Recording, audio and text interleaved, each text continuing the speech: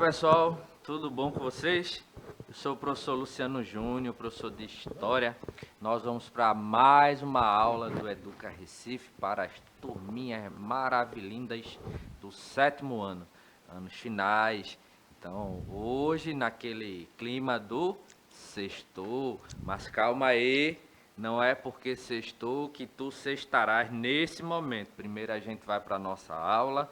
E quando encerrarem as aulas do 7º ano, aí você pode ficar à vontade para fazer, né? Para assistir filme, para correr na rua, para pular, para dançar, para fazer o que quiser. Mas antes vamos para a nossa aula. A gente vai continuar trabalhando, né, o tema que a gente viu na aula passada. A gente começou falando sobre o renascimento cultural. A gente vai continuar falando sobre ele hoje, né? Vamos tentar finalizar essa parte. Hoje a gente trouxe aqui algumas obras, né, de arte bem interessantes, né, para a gente analisar. Afinal, a gente está falando sobre renascimento, né? Então a gente vai ver aí mais algumas características, né, desse movimento. Para a nossa aula de hoje, nós contamos com a ajuda da Késia. Késia aqui, ó, no cantinho, Késia, nossa intérprete de Libras, que nos ajuda aí, junto com toda a equipe de intérpretes, para que nossas aulas se tornem mais acessíveis para todos e todas. E contamos aqui com a ajuda dele aqui, ó, professor Armando. E aí, professor, tudo de boa? Olá, 7º ano, como é que vocês estão? Passaram bem a semana? Como é que vocês estão, né? Que vocês estão? Sextão. Então, vê só, tô aqui para mais uma aula junto com o professor Luciano, trazendo algumas contribuições possíveis aí, né, das minhas visões geográficas, dos meus interesses, das minhas curiosidades. Segunda-feira a gente se encontra de novo, mas, como ele disse, ainda tem essa aulinha, vamos embora. Lembrando, né? Nossa aula está sendo transmitida ao vivo pela TV Nova. À tarde tem a reprise. Terminou a aula, vai para o canal do YouTube do Educa Recife. E você pode acompanhar as aulas também pelo aplicativo do Educa Recife, que a produção vai lançar o QR Code aqui, ó, no cantinho aqui, ó, aqui, ó, no cantinho. Aponta o celular para o QR Code, faz o download, conversa com a gestão da escola, pede login e senha, vão instalar, você assiste às aulas pelo aplicativo com a sua internet financiada. Você não vai consumir do seu pacote de dados. Então, depois de todos esses prolegômenos, toda essa introdução, toda esse parlatório, né, inicial, vamos para a nossa aula. Então, para começar, a gente vai tentar lembrar o que a gente viu na aula passada. Então, na aula passada, a gente discutiu um pouquinho aí sobre o conceito de clássico, porque a gente, né, está falando aqui sobre o renascimento cultural e a gente viu que uma das características, né, uma das ideias aí do movimento renascentista era fazer aí um retorno, né, a chamada, né, cultura clássica, né, da antiguidade. Então, quando a gente fala em cultura clássica, a gente está se referindo à cultura produzida pela civilização greco-romana, né? Mas a gente viu aí, né, existe aí uma diferença entre o clássico e o popular, certo? O clássico geralmente considerado, né, mais antigo, mais rebuscado, né, mais cheio de detalhes, né? E o popular, aquilo mais, né, aquilo que é desenvolvido ali no seio do povão. Mas lembrando, não é porque uma obra ela é considerada clássica que necessariamente ela seria considerada melhor ou pior do que uma obra, né, da literatura, né, ou da arte, né, popular. Isso vai depender de vários fatores e da mesma forma que as obras clássicas, né, elas devem ser valorizadas, as obras populares também, né? A cultura popular, ela necessita também ser valorizada da mesma forma que a cultura clássica, ok? Então, a gente discutiu isso aí, falou da diferença entre o clássico e o popular, que a gente até já mencionou aqui, certo? E para a gente ter uma ideia, a gente fez uma comparação entre duas obras, né? A obra Mona Lisa, ou La Gioconda, né, do Leonardo da Vinci, certo? Aqui é um ícones aí do movimento renascentista. E essa aqui seria a obra clássica, né? A obra antiga aqui, né? A obra pintada pelo Leonardo da Vinci, mas a gente tem, ó, a atualização popular aí, ó, da Mona Lisa. A gente usou esse exemplo aí, ó. Mona Lisa, ó, quer dizer, a Mona Lisa aí com biquinho, certo? Fazendo biquinho ali, ó, tirando o selfie, muito provavelmente aí a ideia, né, do selfie na frente do espelho. Ah, só é interessante porque ela usa o flash aqui. Se for tirar uma foto dessa com flash na frente do espelho, não fica tão legal, né, professor? Fica aquele puff de luz ali Não é bueno. na frente e exatamente não é tão bom, né?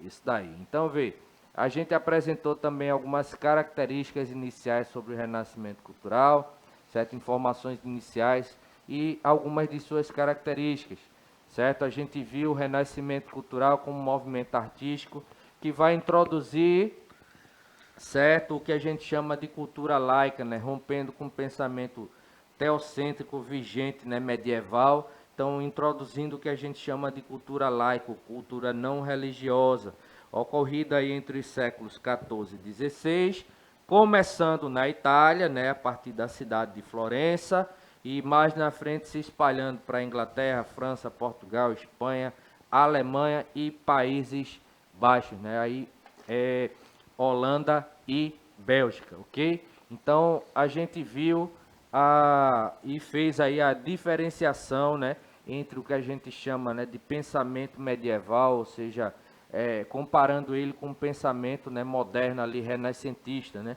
A gente viu que enquanto na Idade Média, né, a gente tinha aí uma visão teocêntrica de mundo, Deus considerado aí o centro de todas as coisas, onde a verdade ela era obtida apenas a partir da análise da Bíblia, né?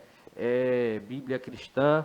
Então, dentro dessa perspectiva, aquilo que a Bíblia prescrevia ou ela falava é considerado verdade. Aquilo que a Bíblia não falava, certo? Ou o pessoal não investigava, ou se alguém viesse com alguma outra teoria que não tivesse ali embasamento bíblico, era considerado, né, como algo mentiroso ali, ou em alguns casos, né, se acusava até a pessoa de heresia e ela tinha que enfrentar uns processos, né, a partir dos tribunais de julgamento, né, da igreja. Então, vida material não tinha tanta importância. O pensamento medieval era um pensamento que conduzia ao conformismo. Não é à toa que a sociedade medieval era estamental, sem a possibilidade da mobilidade social. Você nascia camponês, morria camponês. Você nascia nobre, morria nobre. Não havia possibilidade de um nobre ele se tornar camponês e um camponês se tornar nobre. Ou seja, não existia. A sua posição social era definida pelo seu nascimento, né? Então, nesse sentido, existia a ideia, né, de que se você nasceu em uma classe social ali qualquer, era porque aquilo era a vontade de Deus, você não tinha que questionar aquilo ali, né? Natureza considerado como fonte de pecado, existia uma tendência ascética, ou seja, da fuga dos prazeres, né? Os prazeres carnais, e como a verdade ela era tirada única exclusivamente aqui da Bíblia, existia uma tendência para que esse pensamento medieval ele fosse dogmático, ou seja, ganhasse o caráter de verdade inquestionável, né? Quem ousava questionar isso daí podia entrar em apuros, né? Eu já falei aqui dos tribunais, né, de inquisição que estavam ali para pegar todas essas pessoas que eram consideradas hereges, né? O que era um herege? Aquela pessoa que muito provavelmente questionava, né, os padrões religiosos ali, católicos romanos, né, que era a igreja, né, cristã mais influente no período. Então existia essa tendência ao dogmatismo. Então o pensamento renascentista ele vai romper com isso daí. Vejam, se no pensamento medieval a gente tinha uma visão centrada, né, na figura de Deus, agora a gente vai ter uma visão centrada na figura humana. O homem é a medida de todas as coisas, a mais bela das criações divinas, né? Então, nesse sentido, o foco, né, a partir do movimento renascentista, ele sai da figura de Deus e passa a ser a figura do ser humano, ok? Então a verdade, ela não era mais uma verdade dogmática, né? Não existia aquela idade da verdade dogmática. A verdade, ela não era obtida a partir de textos sagrados. A verdade, ela era buscada, né, e obtida a partir da experimentação, da observação da natureza. Daí a natureza também, ó, ela muda, ela se torna fonte de beleza, né? O local onde o homem está inserido, então ela tem esse status, né, de belo, né? Então, davam importância, né, à vida terrena, né, material, com a crença no progresso, né? Então, não mais aquela ideia, né, de conformista, né, de sem mobilidade social. Agora você, certo, como você é a medida de todas as coisas enquanto ser humano, você tinha a possibilidade de evoluir, não somente pessoalmente, mas em termos gerais aí também economicamente, né? Então existia a possibilidade aqui de se pensar, por exemplo, na mobilidade social. Então, nesse sentido, a gente observa, né? Eu até citei na aula passada o exemplo da chuva. Se perguntava para um pensador medieval por que chove, ele ia dizer porque Deus mandou a chuva. Se você perguntava aí para um pensador renascentista por que chove, ele ia dizer, espera um instantinho, eu vou começar a observar a natureza aqui e vou desenvolver aqui uma teoria para explicar o desenvolvimento aí e a existência da chuva, né? Então ele passava, né, daquele argumento dogmático para um argumento que tendia aí ao cientificismo, né, que vai ser uma característica também desenvolvida a partir desse movimento, né? E a gente vai ver na nossa próxima aula, nós vamos falar do desdobramento do pensamento renascentista, que vai ser o chamado renascimento científico, né? O desenvolvimento da ciência moderna. Então, nesse sentido, o pensamento renascentista ele introduz a ideia de que a fé ela é diferente da razão, certo? Fé e razão são coisas diferentes, né? Não necessariamente, pessoal, uma aniquila a outra, né? Existem situações onde elas convivem bem e o ideal é que haja um equilíbrio aí as pessoas entre a sua fé e a razão, né? Fé demais, né? Razão de menos, certo? Se torna o que é fundamentalismo, né? E razão demais e fé de menos se torna aí ceticismo, né? Então, nesse sentido, o ideal seria um equilíbrio entre os dois, mas a gente entende, né, que existem pessoas que não possuem aí nenhum padrão de fé, certo? Também é direito, né, de cada um, mas nesse sentido, né, quando a gente eleva a fé à última potência e deixa a razão de lado, a gente tende a se tornar pessoas aí mais fundamentalistas, né? Então isso é complicado, ok? Aí vejam, características do Renascimento, naturalismo.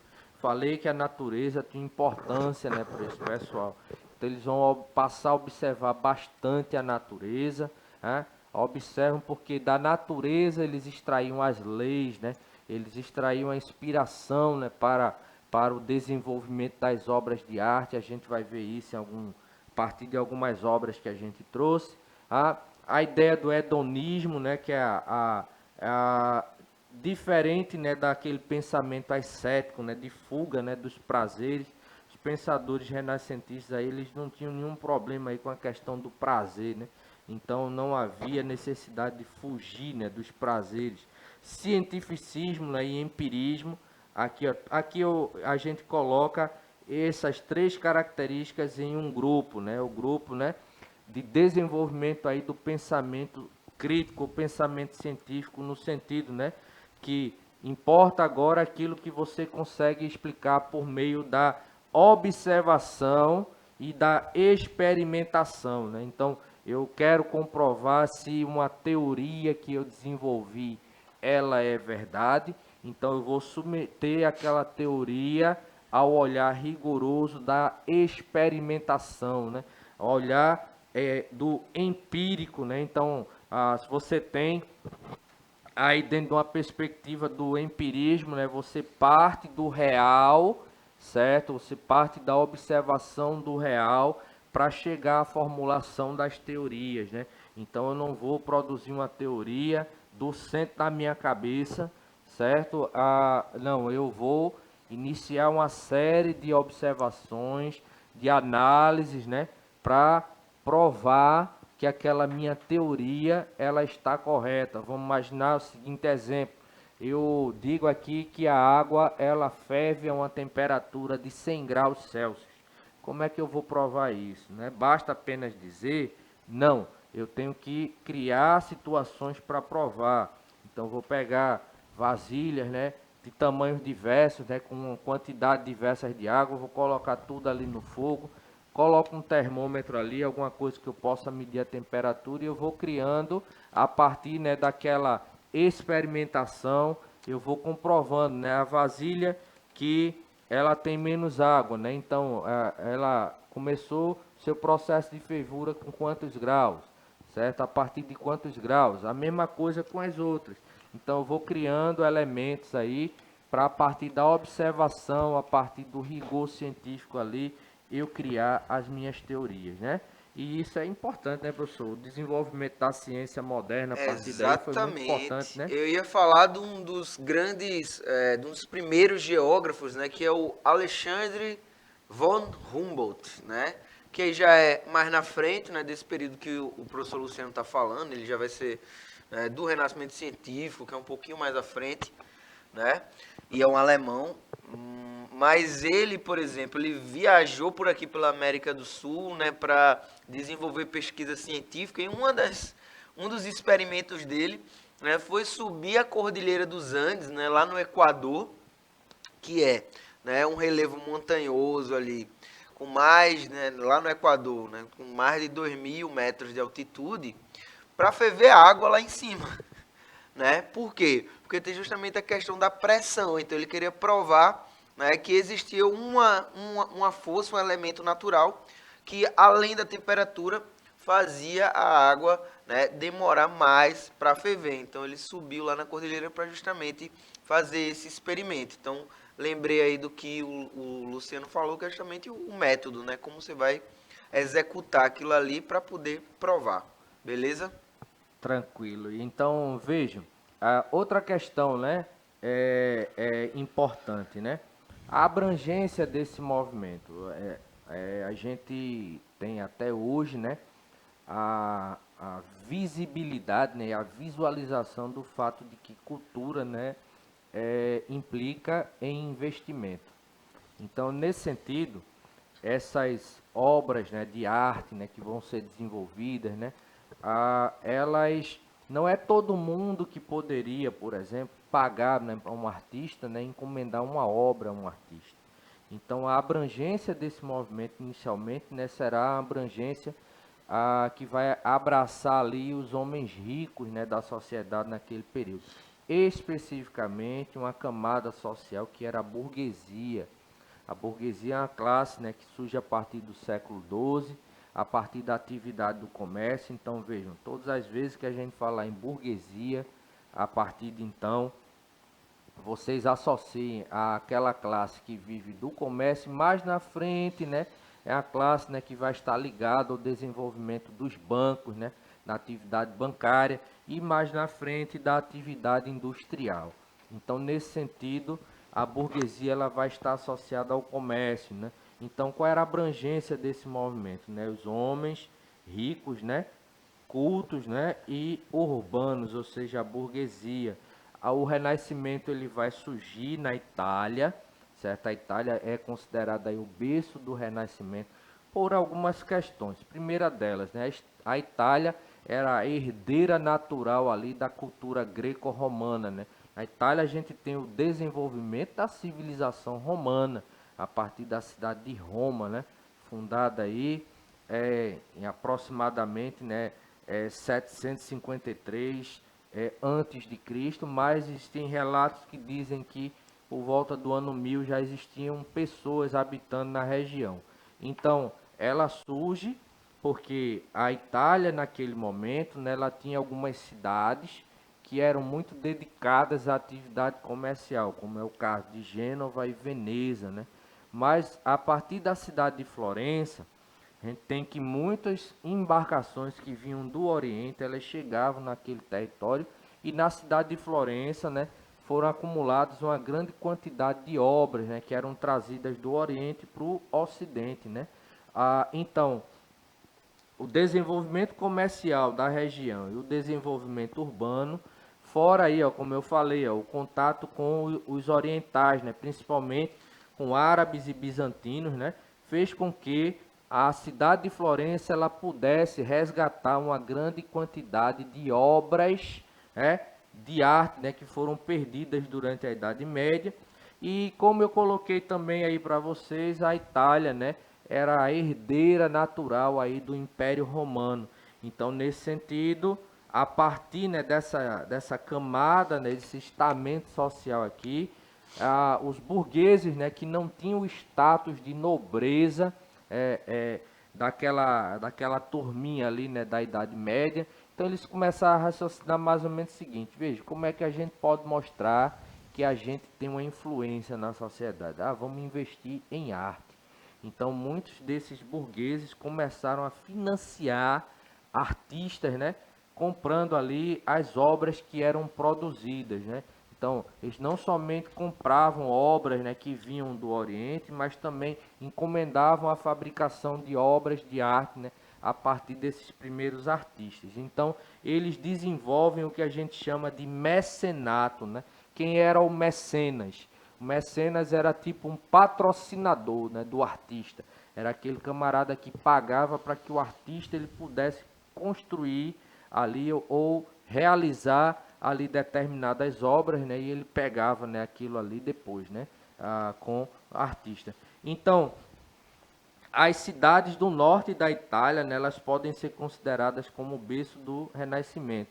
Porque, veja, em busca de visibilidade, os homens ricos dessas cidades procuravam construir novas imagens de si e da sociedade, que representavam aí, ó, imagens que representavam posições de poder e prestígio. Vejam, até hoje, gente, obra de arte é uma coisa cara, certo? Não é todo mundo que pode comprar, por exemplo, alguns quadros, né, que são pintados por determinados artistas, né? Vejam, existem determinados artistas que produzem um padrão de arte, né? Seja no campo da pintura, da escultura, né?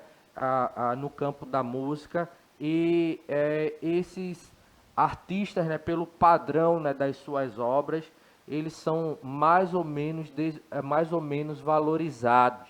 Então, o fato é que, se você for visitar, por exemplo, uma feirinha de artesanato, a gente teve agora há pouco a FENEARTE, então você podia adquirir obras de arte ali que custavam R$ 5, né, com um chaveirinho, né, padronizado, né,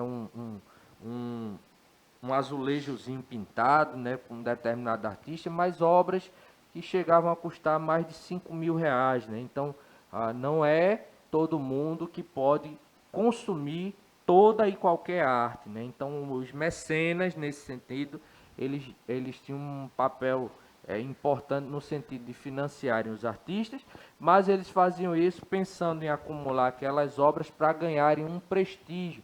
Se eles não tinham prestígio, né, social ali pelo nascimento, né, no campo da nobreza, começam a investir ostentando, né, uma certa cultura a partir do acúmulo ali de obras de arte, ok? Então veja aqui uma imagem da cidade de Florença, que é o berço, né, do Renascimento, né, cultural. Então aqui a gente tem a imagem de Florença, mas vejam, o Renascimento é dividido em fases, né? Então a gente tem, por exemplo, primeira fase aí, ó, os burgueses patrocinando artistas, cientistas e letrados e pagavam para que pintassem quadros nos quais eram retratados sozinhos, em primeiro plano ou em meio a personagens bíblicos. Então a nobreza e o clero italiano seguiram o exemplo da burguesia e mais na frente começaram a patrocinar esses artistas. Então vejam, a gente vai ter um momento onde os mecenas são os burgueses, depois o momento onde Os mecenas são aí os príncipes, né, e os papas, né, que patrocinavam essas obras de arte, né?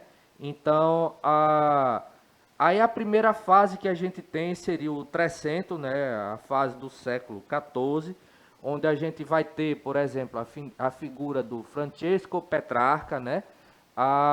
Então, ele traz aí na sua obra, né, uma valorização da cultura greco-romana, e o tema, né, da obra do Petrarca era a Segunda Guerra Púnica, certo? As guerras púnicas foram guerras desenvolvidas ali entre os romanos e os cartagineses, né, pela disputa ali da hegemonia do mar Mediterrâneo. Então, nesse sentido, ele detém aqui, ó, na biografia de Cipião, né, que foi o camarada que derrotou o general cartaginês Aníbal, né? Então, ele é considerado aqui o Petrarca, o pai do que a gente chama de humanismo, né? A gente tem também a figura do Boccaccio, né, com a sua obra o Decameron, certo? É uma obra de prosa artística. Então, é narrado aqui, ó, por 10 jovens que fugiam de Florença para escapar da peste negra, né? Então, a descrição, né, do Petrarca sobre os mais variados sentimentos humanos aí é bem realista, né? E o Giotto, que ele vai trazer aí a imagem, né, no campo da pintura, né? Então, por exemplo, São Francisco pregando aos pássaros, né? Então ele rompe com um pouco da estética e hierarquia que existia da pintura medieval, fazendo os seres humanos o foco principal da sua obra. Aqui, ó, a gente tem obras do Giotto, por exemplo, aqui a Lamentação ante o Cristo crucificado aqui, ó, a questão aqui, o corpo do Cristo aqui, ó. Observe, um detalhe, como a gente falou, para a gente finalizar a nossa aula, que a gente vai continuar, né, mostrando essas obras a partir da próxima aula. Para a gente finalizar, lembrar o seguinte, eles introduzem aí a ideia do humanismo, né, e do pensamento antropocêntrico. Então, embora eles rompam com aquele padrão religioso medieval, introduzindo as obras, introduzindo a cultura laica, mas a religião, ela vai ser um tema muito forte presente nas obras desses pensadores, né, e desses artistas renascentistas. Porém, a gente vai visualizar isso, né, a partir da nossa próxima aula, onde a gente vai trazer mais algumas obras, né, e vai continuar falando aí sobre as fases do Renascimento, ok? No mais é isso, valeu, Kezinha, valeu, Armando. Valeu, pessoal, bom final de semana, um abraço, valeu, Luciano, tchau, tchau. E é isso, sextou, tchau, tchau, e eu, ó, fui.